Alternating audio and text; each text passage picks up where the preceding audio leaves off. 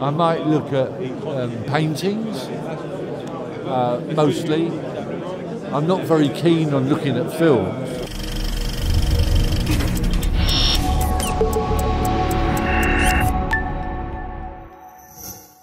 Mostly, it's the script. And I know Mike hasn't got a script, but I knew what Mr. Turner was going to be about. It was about J.M.W. Turner, the landscape and marine painter from the 1800s. I knew that. So, and Legend, of course, had a script. And everything else I do, you know, I mean, I draw from the script more than anything. It's really a mix of many elements, you know. I'm not saying that cinematography alone achieves that. I don't think it is the case. It's an alchemy when everything works together.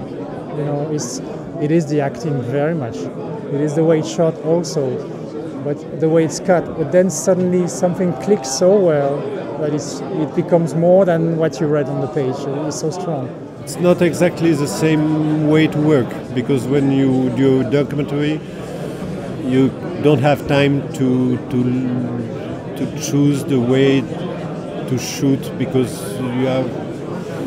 you have to film what's behind in front of you.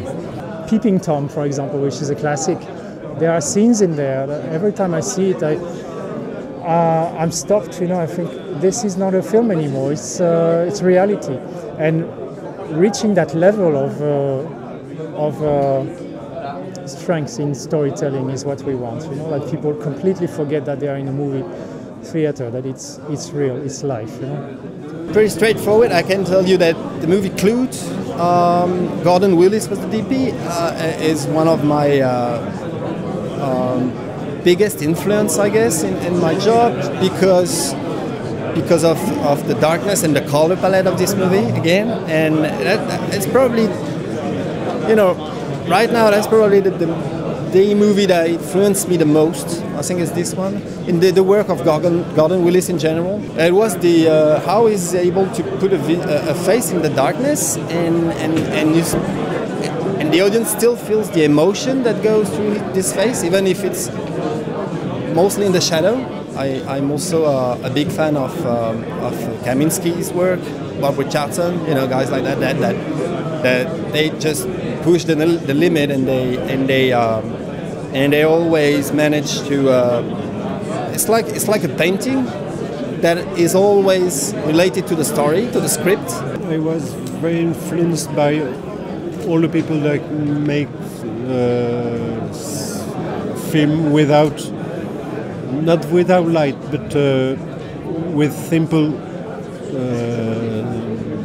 way to light things. I might look at paintings, mostly. I'm not very keen on looking at films, because I don't want to see something that somebody else has done which might muddy the water for me. So I tend not to look at other films when I'm preparing for a film. I'd much rather look at photography. Present stories, we try to make them believable, we try to move people's hearts, you know, create emotions, but we know it's all fake, you know. I mean, if you've been shooting movies, you know, you've got that frame, out of the frame is chaos, you know, lights everywhere, and, you know, tracks, and maybe an actor is standing on an apple box. There's nothing real about it. Still, when it works, the emotion is real. It's bigger than life, you know. These moments, that's why we work for, that's why we make movies for that little moment. Sometimes we work so hard, you know.